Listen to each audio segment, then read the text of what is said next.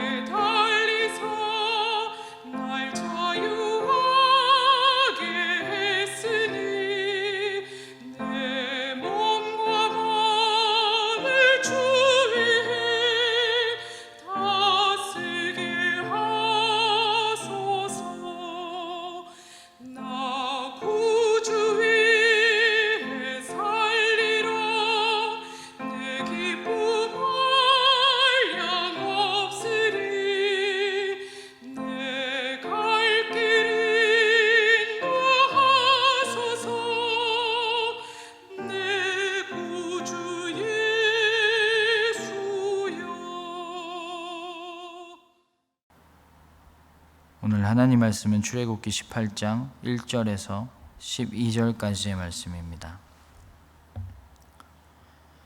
모세의 장인이며 미디안 제사장인 이드로가 하나님이 모세에게와 자기 백성 이스라엘에게 하신 일 곧 여호와께서 이스라엘을 애굽에서 인도하여 내신 모든 일을 들으니라. 모세의 장인 이드로가 모세가 돌려보냈던 그의 아내 십보라와 그의 두 아들을 데리고 왔으니 그 하나의 이름은 게르솜이라. 이는 모세가 이르기를 내가 이방에서 나그네가 되었다 하며 하나의 이름은 엘리에셀이라. 이는 내 아버지의 하나님이 나를 도우사 바로의 칼에서 구원하셨다 함이더라. 모세의 장인 이드로가 모세의 아들들과 그의 아내와 더불어 광야에 들어와 모세에게 이르니 곧 모세가 하나님의 산에 지친 곳이라. 그가 모세에게 말을 전하되 내 장인 나 이드로가 내 아내와 그와 함께 한 그의 두 아들과 더불어 내게 왔노라.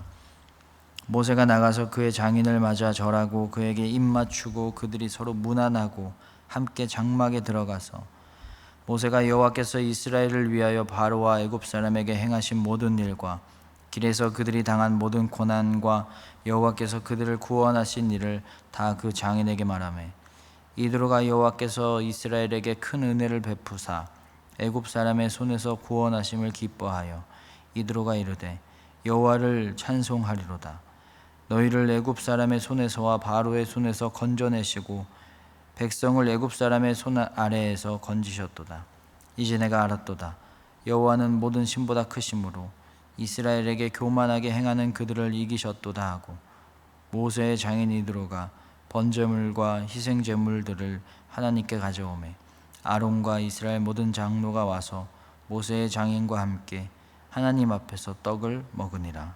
아멘. 기도하겠습니다. 하나님 한 분으로 충만하고 행복한 삶이 되는 줄 믿습니다.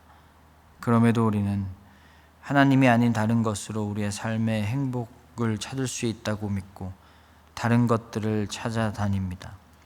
그렇게 방황하고 아버지 곁을 떠납니다. 하나님, 우리가 하나님 한 분으로 충분히 그리고 충만히 복된 삶을 살 수 있다는 것을 확실히 알고 있는 지혜를 주셔서 하나님을 떠나지 않고 늘 하나님과 동행하며 하나님께 붙어 살게 하여 주시옵소서. 명절입니다. 오고 가는 발걸음들을 지켜주시고 코로나의 위협 속에서도 우리를 지켜주셔서 건강하고 행복한 시간이 될 수 있도록 한사랑교회 성도들과 대한민국의 국민들을 지켜 보호하여 주시옵소서. 예수님 이름으로 기도합니다.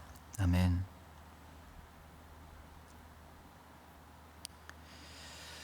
우리 어머니는 저에게 가끔 자기의 손주들에 대해서 자랑을 하실 때가 있어요. 오늘은 이런 말을 했다더라. 이번엔 뭐 이런 상을 받았다더라. 요즘은 이런 걸 잘 먹는다더라. 저도 그 아이들의 삼촌이거든요. 그런데 대상을 가리지 않고 별로 특별할 것 없는 아주 사소한 것도 자랑하고 싶은 거예요. 엄마 아빠가 자녀를 자랑하고 할머니 할아버지가 손주들을 자랑하는 건 그만큼 사랑하는 만큼 자랑하고 싶어 하는 것 같아요. 추석이잖아요. 친척들이 모이겠죠. 은근히 그런 거 있죠. 자녀 자랑 경쟁하듯이 하기. 이번에 반에서 몇 등 했대. 이번에 대학 어디 갔어. 이번엔 취업 어디 했어. 이제 결혼하는데 신랑은 무슨 일 한대. 신부는 누구래. 저희 쪽은 이런 게 없거든요. 그래서 잘 모르는데 이런 이야기들을 이제 전해 들으면 꼭 카드놀이 할 때 패를 하나씩 꺼내는 것처럼 결국엔 누가 이길 것인가 그런 게임을 하는 것 같기도 해요. 이런 말을 들었어요. 한국의 어머니들은 자녀가 한국을 대표하는 인재가 되는 것보다 옆집에 자랑할 수 있는 아이가 되는 것에 더 관심이 있다라는 거예요. 여러분 가족들에게 또는 친구나 이웃에게 하나님 전하고 싶은 그런 대상이 있을 거예요. 명절에 친척들이 모일 텐데 코로나 때문에 많이는 못 모이겠지만 그리고 안 모이더라도 해당되는 얘기인데 우리가 무엇으로 가족과 친척과 친구와 이웃에게 하나님을 전할 수가 있을까요? 부모님을 전도하거나 가족을 전도하고 싶을 때 어떤 내용으로 전도하세요? 교회 다녀봐. 좋아. 성공할 수 있어. 교회 다녀봐. 잘 살아. 교회 다녀봐. 복 받아. 이런 말들로 하나님 전할 수 있을까요? 없을 거예요. 이걸로는 설득력이 부족해요. 왜냐하면 분명히 하나님 안 믿는데 나보다 잘 살고 나보다 잘 나가고 자녀 더 잘 된 사람 너무 많아요. 친척들 중에서도 분명히 있을 거예요. 가족들이나 친척들 중에서, 이웃 중에서 하나님 안 믿는데 좋은 집 살고 자녀들 결혼 잘했고 취업 잘한 집안들 어디 가나 있습니다. 그러니까 이런 걸로 하나님을 믿으면 좋다라는 말을 한다는 건 정말 어리석은 거예요. 설득력이 전혀 없거든요. 그러면 어떻게 하나님을 믿으면 좋다라는 걸 전할 수가 있을까요? 어떻게 해야 하나님을 설득력 있게 전할 수가 있을까요? 하나님을 전하려면 우리가 반드시 해야 하는 게 있는데 그거는 우리가 행복해야 된다라는 것입니다. 우리가 그 누구보다 행복하게 살아가야 돼요. 가진 것이 남들보다 조금 없어도 필요한 것이 조금 부족해도 남들보다 조금 못 살아도 행복해야 돼요. 아니 어떻게 가진 것도 없고 이룬 것도 없고 그런 삶을 살고 있는데 행복할 수가 있을까요? 여러분, 하나님 한 분으로 행복할 수 있고요, 행복해야 됩니다.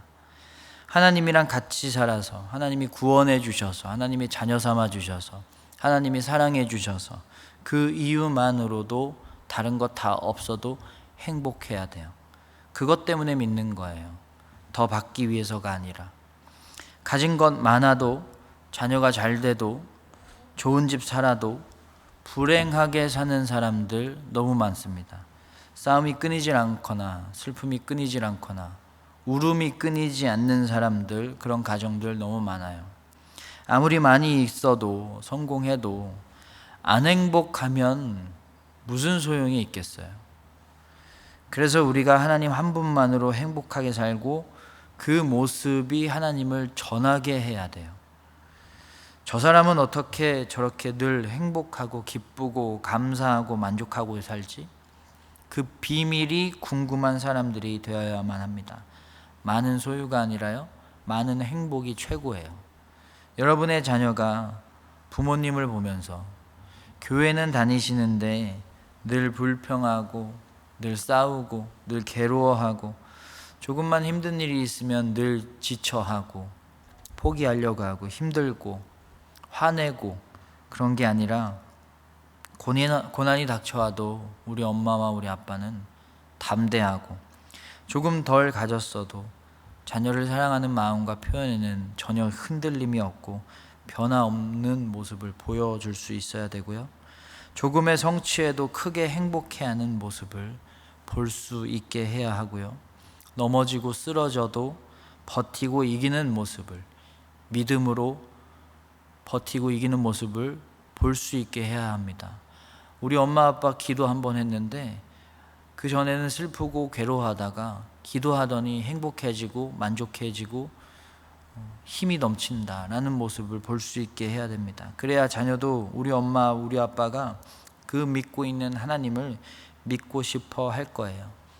하나님 한 분으로 남들에게 없는, 세상이 줄 수 없는 기쁨과 행복을 가지고 살아가는 모습을 보여주는 것이 가장 강한 전도 방법입니다.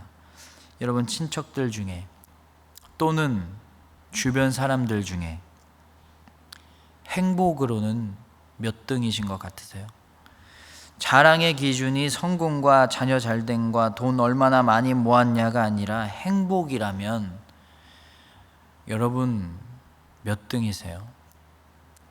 다른 순위는 낮아도 행복의 순위는 높으신가요? 그 누구도 뺏을 수 없는 영원한 기쁨과 영원한 행복을 소유하고 계신가요? 오늘 말씀에는 마치 명절의 한 장면 같아요. 모세의 장인 이드로가 모세의 아내 십보라와 모세의 두 아들 게르손과 엘리에셀을 모세에게 데리고 오는 그 가족 상봉의 장면이에요. 모세는 오랜만에 만난 이드로에게, 장인에게 하나님을 전하는데, 우리 민족이 바로의 손에서, 애굽의 손에서 고난을 당했다. 하지만 하나님이 우리를 도와주셔서 애굽의 소나기에서 탈출할 수 있었다.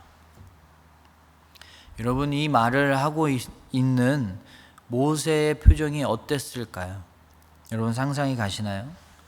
정말 만족스럽고 환희에 차 있고 또 확신에 차 있었을 것 같아요.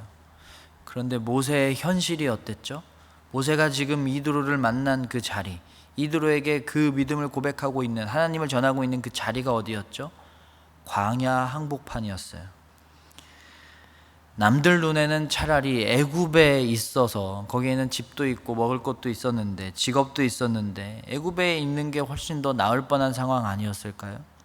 그런데도 모세는 엄청난 확신과 행복과 만족으로 충만했을 거예요.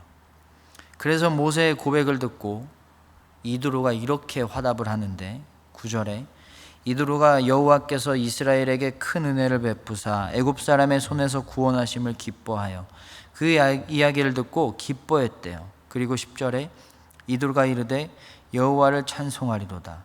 너희를 애굽 사람의 손에서와 바로의 손에서 건져내시고 백성을 애굽 사람의 손 아래에서 건지셨도다. 11절 이제 내가 알았도다. 여호와는 모든 신보다 크심으로 이스라엘에게 교만하게 행하는 그들을 이기셨도다 하고, 하나님이 그 어떤 신보다 강하고 크신 분이다. 그 하나님을 찬송한다. 그 하나님이 행하신 일을 인정한다, 찬양한다 라고 고백하고 있어요.